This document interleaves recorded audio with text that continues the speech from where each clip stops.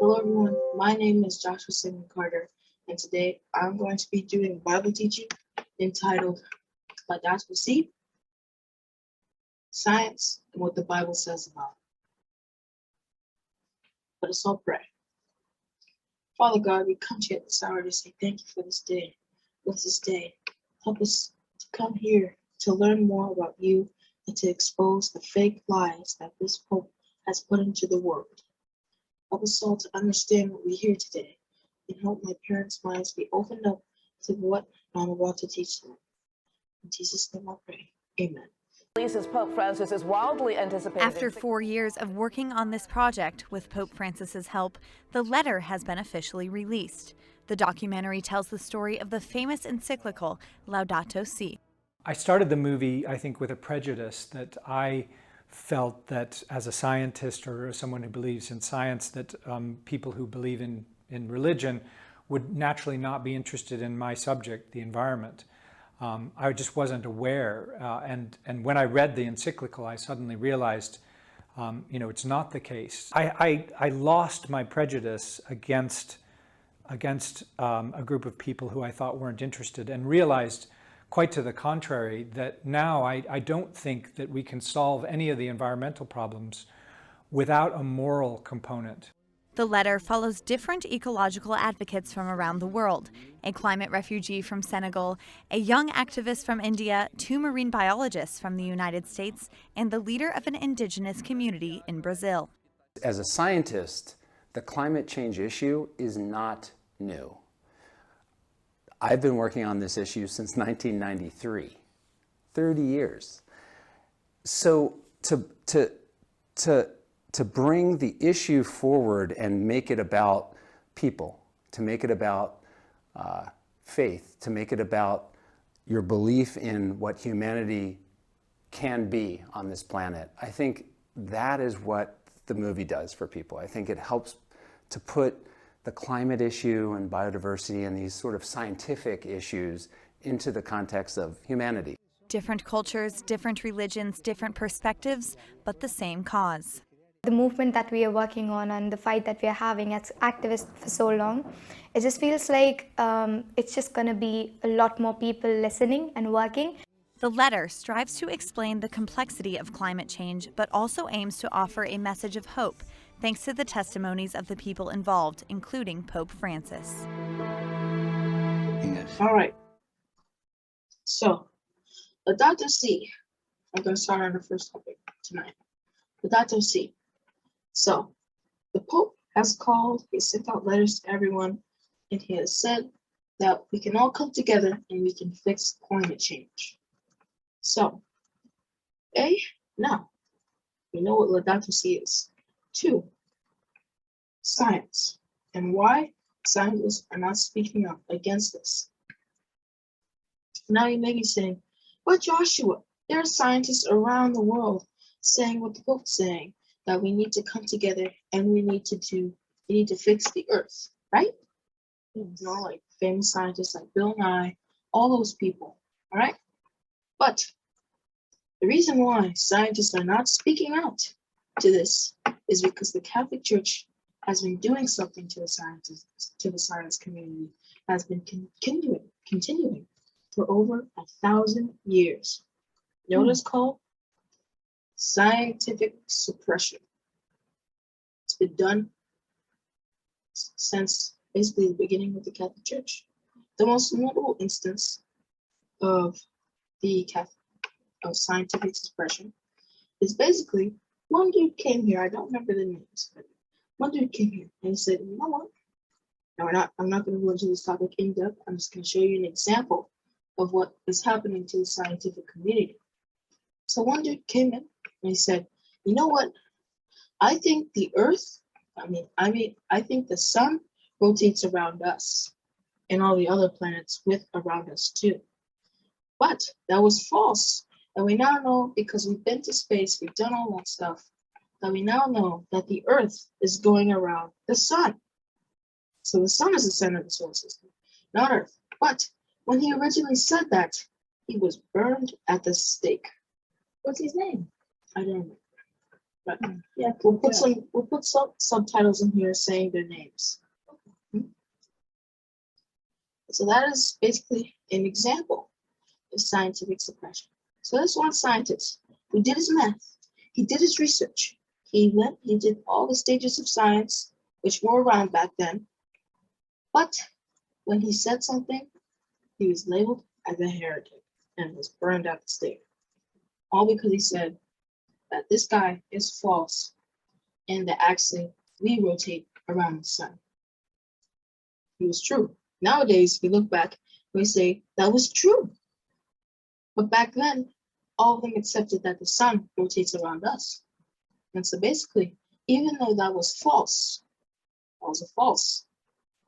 It was a false belief. But it was so widely accepted that, in my book, stated that a heretic is someone who does not believe in traditional opinions and beliefs. Right? Yeah, that too. And so he was burned at the stake for his belief. And that is what's scientific suppression. Nowadays, again, in my last teaching, I covered instead of burning people at the stake, the Catholic Church uses a much more, should I call it? It basically uses a different type of deception known as public shaming. It basically means if you don't agree with us, you're weird and you're stupid. That's basically what it means. That's why, the Catholic Church is going to enforce Sunday law, not by traditional enforcement. By saying, okay, you gotta believe what we believe, or else you're gonna be burned at the stake. In reality, they're gonna use public shaming. Again, as I said before, if you don't agree with us, if you don't fit in with the majority, you're weird and stupid. So now that we've covered what scientific suppression is, I have done my research. I've done my science. So the whole point of climate change here is that when big corporations that make energy, they produce it with something known as a coal factory. So basically, all it really is somebody in there sweeps up coal, puts it into the furnace, burns, generates electricity. But that reduces smoke. And smoke is made out of carbon, and that is released into the atmosphere. And so with our cars too, carbon is released into the atmosphere. So now, so many people own cars, and there are a lot of big corporations that use smokestacks and burn coal for energy, that it's actually harming our planet. So that's the whole basic belief of climate change. And again, the Pope called for Laudato Si to come together to fix this by saying, on Sunday, you have to rest. In his catechesis, the Pope reflected on the commandment to keep holy the Lord's Day and spoke of the meaning of rest. Il concetto di vita oggi dominante non ha il baricentro nell'attività e nell'impegno, ma nell'evasione. Guadagnare per divertirsi, appagarsi. L'immagine modello è quella di una persona di successo che può permettersi ampi e diversi spazi di piacere. L'uomo non si è mai riposato tanto come oggi, eppure l'uomo non ha mai sperimentato tanto vuoto come oggi. Pope Francis recalled that in the Bible, God's rest is related to looking joyfully at reality, and that this is the model of authentic rest. La domenica non è il giorno per cancellare gli altri giorni, ma per ricordarli, benedirli e fare pace con la vita. La domenica è la giornata per fare pace con la vita, dicendo la vita è preziosa. Non è facile, a volte è dolorosa, ma è preziosa. In a catechesis full of optimism, the Pope asked to resist the temptation to highlight the problems and instead contemplate the good things in life. He said that true serenity does not consist in changing one's own history, but in welcoming and appreciating it. So now I have a written document of here. It's saying in 300 to 400 AD that Constantine issues an edict forbidding work on Sunday in 321 AD. But now, in 365 AD, Council of Laudato Si forbids keeping of the Sabbath. So, all right, that's a very long time ago. That's pretty far back, you know? And so now, but they haven't been able to enforce it, but they've been deceiving people to take it. They did enforce it back then. They did enforce it back then, but now, you know, you can't burn people at the stake. It's kind of a little bit difficult. But now, so they've moved on to a different type of deception that is known as public shaming. And I already talked about this, or how you public shame someone. And they're gonna use Laudato Si to show them that, look, we're hurting the earth. We need one day of rest. And they're also going to further deceive the people by saying, well, the earth is dying, and so we need one day of rest to help fix the earth. And so that's basically the Laudato Si. The Pope has a 7-year action plan called Laudato Si, in which he urges the entire world to join him in rescuing the environment. What would be his final answer to the environmental crisis? This is the first video of a series called Laudato Si, Sunday Law is Coming, which I'm putting together. As I present Laudato Si, preparing the world for Sunday legislation, may you listen with an open heart. Climate change is the most important issue of our time, and it is unfolding far faster than we anticipated.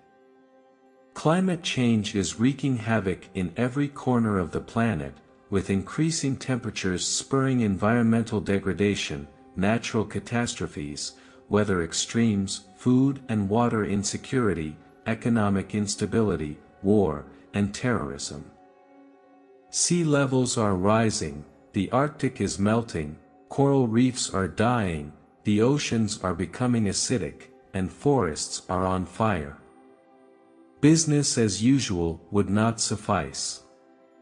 As the endless cause of climate change reaches irreversible highs and people seek solutions, now is the moment for change, and tangible steps are required to address this ecological disaster. Revelation 13 verse 12, it exercises all the authority of the first beast in its presence, and makes the earth and its inhabitants worship the first beast, whose mortal wound was healed. Pope Francis declared in his encyclical Laudato Si that global climate change, formerly known as global warming, is the result of human misuse of the environment, particularly in market-driven and consumer-driven capitalist countries. He claims that unless this problem is handled immediately, it would eventually lead to the extinction of the human species. As a result, he has urged international leaders to address climate change. Francis stated that signing and executing international environmental protection accords is a high concern since the world has suffered from wounds caused by our predatory mindset. These wounds, which are the result of reckless usage of natural resources, have shown themselves spectacularly in an unparalleled ecological catastrophe, which has been exacerbated by the coronavirus epidemic. As a result, we require a new ecological strategy that affects our way of existence in the world, our lifestyles, our interaction with the Earth's resources, and our understanding of people and how they spend their lives in general. I would therefore want to ask everyone to join us on this path, Francis remarked, referring to the action platform, and adding that only by working together will we be able to achieve the future we desire, a more inclusive, fraternal, peaceful, and sustainable world. There is great hope. We may all cooperate with our own cultures and experiences, as well as our efforts and skills so that our Mother Earth regains its natural beauty and creation shine once more according to God's plan, Francis continued. This is the lengthy program that will integrate Pope Francis' ecological and cyclical interactions within the Church. The Dicastery for Promoting Integral Human Development will begin delivering Laudato Si's plans on October 4, 2021, the Feast of St. Francis, on their website, laudatosiactionplatform.org. The roadmap for Laudato Si will take 7 years to complete. The first year is devoted to establishing a sense of community, gathering resources, exchanging ideas, and formulating goals. The Laudato Si objectives are followed by 5 years of actual measures to attain the objectives, and finally a final sabbatical year to praise and thank God.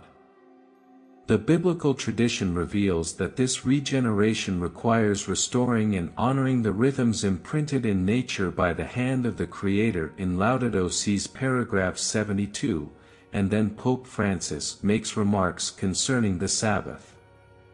This is seen, for example, in the ordinance of the seventh-day Sabbath. God took a break from all his activity and instructed Israel to have a Sabbath every seventh day.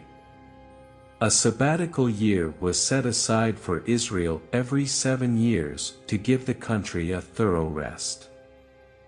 Francis emphasizes the importance of total rest for the land, and on what day does he advise we all rest? On Sunday, our participation in the Eucharist has unique value. Laudato Si, paragraph 237 says. Sunday, like the Jewish Sabbath, is supposed to be a day that repairs our connection with God, with ourselves, with others, and with the world. Sunday is the day of resurrection, the first day of the new creation, whose first fruits are the Lord's rising humanity, the promise of all created realities' eventual transfiguration. It also announces man's peace in God for all eternity. Pope Francis is introducing the Sunday rest stage, and he's looking for an answer to the question of where on this day people may rest and the environment can breathe and recover. He stresses the term law on Sunday, the day of Christ's resurrection, alluding to the weekly Sabbath that outlawed employment once a week. Is this a sign of things to come? Are we going to see the fulfillment of Revelation 13 in the Pope's Sunday agenda? The second beast, the land beast, which is the United States of America, will force all nations of the globe to pledge allegiance to the first beast, the papal Antichrist, according to prophecy. The second beast's mission, according to prophecy, is to assist the first beast in regaining its power. The land beast will wield the first beast's authority on its behalf, compel everyone to worship it, erect an image in its honor, and impose its mark. In the presence of the first beast, this lamb is everything he is. The land beast USA will aid the Seabees, the Pope, in regaining power by assisting in the destruction of 3 barriers that hinder the papacy from exercising world dominance. The first barrier is between Protestants and Catholics, the second barrier is between church and state, and the third barrier is between Catholicism and secular-minded world philosophies. In the Middle Ages, the Pope was controlled under this worship or else system, and millions were persecuted and died as a result. This very act reproduces the prisoners of the church-state type of government that the papacy governs, and this is precisely what the United States will do in the future. Of course, making Sunday a day for the environment to rest, for families to renew their relationships by attending Mass, and for the poor to take a vacation from what he regards as the relentless and dehumanizing cycle of capitalist existence is one of the Pope's provisions of the Rescue the Planet campaign. At first glance, the not-so-subtle addition of Sunday after the encyclical looks benign. The encyclical Laudato Si states in paragraph 237 about Sunday. It's especially important on Sunday, when we're preparing in the UK. Sunday, like the Jewish Sabbath, is intended to be a day of healing for our relationships with God, ourselves, others, and the world. Rest allows us to see the bigger picture and reawakens our awareness of others' rights. As a result, the day of rest, which is centered on the Eucharist, shines a light on the whole week and inspires us to care more for nature and the poor. The Pope makes a point about the Bible's Sabbath being Jewish, which I found interesting. That is, the seventh-day Sabbath is only observed by Jews, but Sunday is the new Sabbath for Christians. This is a common fallacy made by Catholics and the vast majority of Protestants nowadays. According to Genesis 2 verse 3, God blessed and sanctified the seventh day before sin entered the world. Set apart for holy use is what it means to be sanctified. At the time of creation, Adam and Eve were the only human beings for whom the Sabbath was established. Because Adam and Eve were not Jewish, an honest examination of Genesis 1 and 2 reveals that when the Sabbath was established, there were no Jews and no sin. The final misunderstanding concerning the Sabbath and who it was designed for was clarified by Jesus. Mark 2 verse 27 says the Sabbath was made for man. He stated unequivocally that the Sabbath was created for man. The Greek term anthropos is employed here, and it is from this word that we obtain the word anthropology, which means study of humanity. On a biblical level, Pope Francis' comment in paragraph 237 is a roar. The Pope has a new agenda for the churches. He wants them to collaborate on Catholic social teaching and liberal causes, which will aid us in overcoming prejudice and misunderstanding. Make no mistake, the Pope's ecumenical gestures are intended to shift our attitudes toward Rome. It is a call from Rome to Protestants to put a stop to their demonstrations.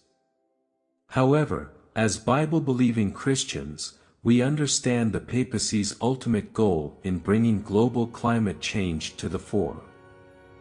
My brothers and sisters, you must fix your gaze on Jesus' scriptural truth and consider it from a prophetic perspective. The Laudato Si 7-year action plan is a prelude to conditioning the world to accept an obligatory Sunday legislation. People who continue to reject Jesus' last warning signals from Revelations 13 and 14 will readily accept the beast's mark. It doesn't matter if you're an atheist, agnostic, Buddhist, Hindu, or of any ethnicity, Pope Francis's plan is devious. It won't come under the cover of religion or a system of beliefs.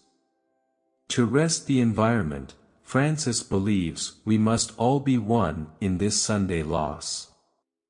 And now we have our scientific suppressors. So we now know why all the scientists in the community aren't speaking out about this.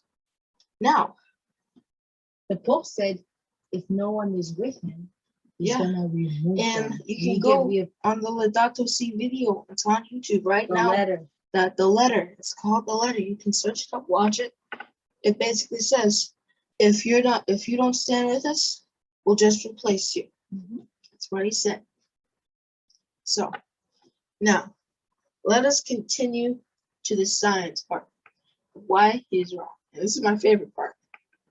So remember, if you think back all the way into science class, now remember, carbon is an element that plants, like regular plants, all plants eat them, except for mushrooms and stuff like that. But we're going to focus on the average green plant that you can get at your local Lowe's. So the carbon comes in, and the plant eats that carbon. So now the plant has eaten the carbon. And then a stasis goes on, along. How did the carbon got there? It's absorbed by the leaf. No, I'm saying how does a carbon form? Well, carbon comes from us. Okay. And I'm getting to that point. And so whenever I just release carbon. Now that carbon is going to float through the air to a plant. And through its leaves, it's going to absorb the plant. I won't go into the technical details of how it absorbs. Just all you need to know is that the leaf absorbs the carbon. So we release carbon. Yes, we release carbon. So that comes in, but we need something to release carbon. And I'm getting to that. So now, the carbon has came into our plant. Cycle goes on. It makes food. So now our plant is munching on food now. But basically, like we breathe in and exhale, now that plant, as a byproduct of making the carbon into food, releases oxygen.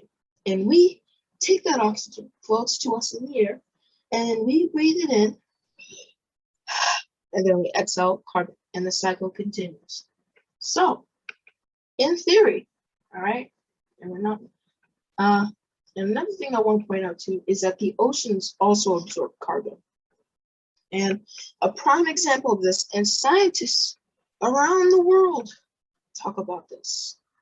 Have you ever wondered why at Malachi there's a very, very, very wide gap before Jesus comes along? Have you ever wondered that? And the average person will say, well, there's nothing important happened there to write in the Bible. But something very important happened. And scientists today still talk about it. All right? There's the largest volcanic explosion, right?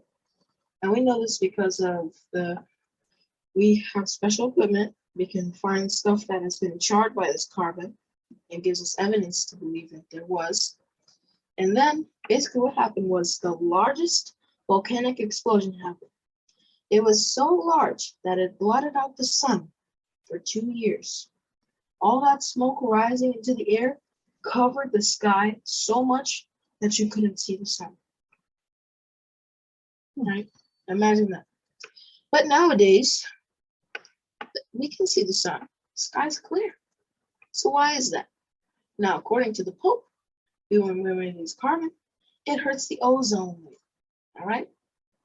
So now, wait a minute. All that carbon released, where did it go? Did it hurt the ozone layer? But still then, where did it all go? A, the oceans absorb it, and B, the plants ate it all. So basically, with time, we actually are helping the plants. Plants can grow bigger and stronger because they have more food because of more carbon. That's why actually, we think that in the early days of Earth, that there's a lot of carbon around us. And that basically is how God basically magically created plants. That's what we think. I would say magic. Well, he spoke it into existence and it came. And so God is a very scientific person because he invented the universe. So he knows all about the science of the universe. So it's a little bit difficult to walk over to the soil and say, plant. And a plant sprouts up, right? You can't do that. So what do? Well, let's give the dude some food, some water, which was plenty around the earth, and I don't know, some plant. And then we can speak it into existence. And now that plant has all the stuff that it needs, so it can grow. Like my sunflower outside? Yeah. I planted the seed and I watered it, and that's it. That's why some farms today actually have carbon generators. And so basically now, instead of walking out the field and breathing on every single plant, we have a machine to do that for us. It constantly releases carbon for the plants to eat. What's that? It's a carbon maker. Where is it? They're like $1,000. And so basically, it takes an oxygen, rearranges the particles. Carbon dioxide emits that over to the plants. And plants like, hey, some food. And so, back to the volcanic explosion. Where did all that carbon go? Well, the plants ate it all, and the oceans absorbed it. Because, well, something obviously happened that made the carbon disappear. Because I can, well, I can't because it's nighttime, but I can very clearly see the sun in the morning. So that's basically the science of why I think the Pope is false. Not I think, I actually have proof, right? It says it in every science book, right? If you flip enough pages, it talks about photosynthesis, right? That's basically how plants eat carbon. Oxygen, you breathe the oxygen, we expel carbon. Cycle continues. So why didn't those scientists come out and says, hey, Pope, Laudato Si things you're doing, it's not the right scientific because you're doing it because you want to deceive the people. well, actually, some scientists have come out and said it in Russia. But again, Russia, even though it's the largest country on Earth, most of Russia is Siberian territory, aka the place where there's snow for miles. So not a lot of people out there. Most of it is in the Eastern Bloc, and that's pretty So small. the Russian proved that there's no climate problem? Oh yeah, they improved that by carbon, we actually help the plants. So also with the water rising, there is water rising, all right? We do know that there is water rising. But why is water rising? Not because of global warming, all right? Because the ocean, let me tell you, the whole myth about how when the ice blocks drop into the sea, those sea level rises, it's fake. And I'm about to nail it exactly why that's fake. The ocean is the largest body of water on Earth. And actually, the ocean isn't that deep. But again, if you take a glass and spill it on the tile floor, what happens? That cup went from having this much water to being all over your floor, right? Yes. And so basically, liquid can cover a large surface, such as oceans. Yes. And so basically, the water is so, even if it's compared to the earth, it's not that deep. But still, it's so very deep. There's so much water in there that it gets to the so deep to the point where sunlight can't reach the bottom. Just think about so much water, which is So what is that? Why is it the water rising? Because if you think about it, if you take now, okay, imagine this. You know, I'm gonna go do this real quick. We're gonna do an experiment. And still, this experiment is wildly not to scale again. Pretend this is the ocean. The ocean's pretty deep. And let's pretend that this tiny little thing. You have to explain what you're doing because no one can see. Okay, I got this cup of water here. Right? I got this little teacup of water. I filled it about halfway. Now, I have a tiny little spring. Again, a very tiny little spring. All right? What I'm going to do is I'm going to drop it into this water. Now, come here. Now look, this is the current water level. Now, let's pretend this is our ice block that has fell off from the Arctic Ocean. Again, the ice block would be about like yay big. Still.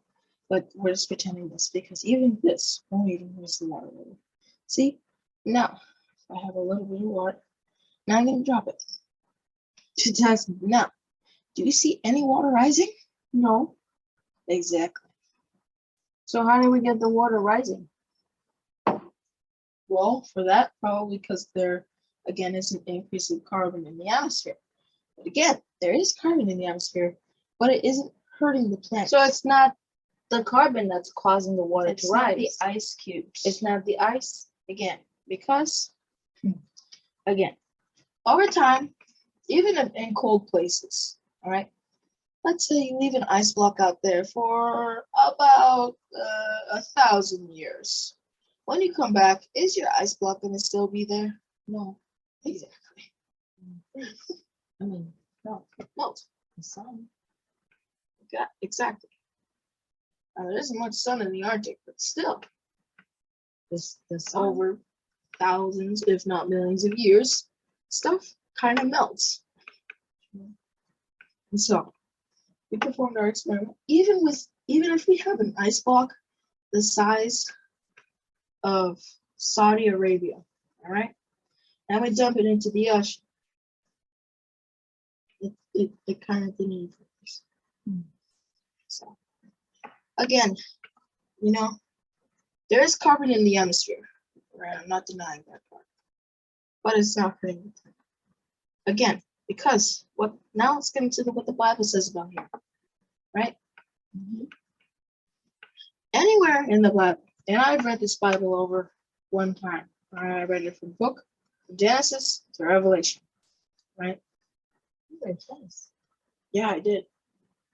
Has it anywhere in the Bible say that it is wrong to use the earth's natural resources? No, it never said that. And so basically when the Pope says, well, all these big corporations need to stop using these coal factories, all right? They're not going, and because they're going against God, they're not going against God, all right? He didn't even say anything about that, all right? 2, the Bible, now imagine this. God is so smart, he created the universe, all right? Now, all right, if he created the universe, don't you think he's smart enough to put enough resources on Earth so that we wouldn't run out, or that we wouldn't ever, mine so much that we actually burn down our planet? Yeah, exactly. So, yeah, I'm going to wrap things up now. And so that was my teaching on Laudato Si, science, and what the Bible has to say about it. Thank you for watching. God bless.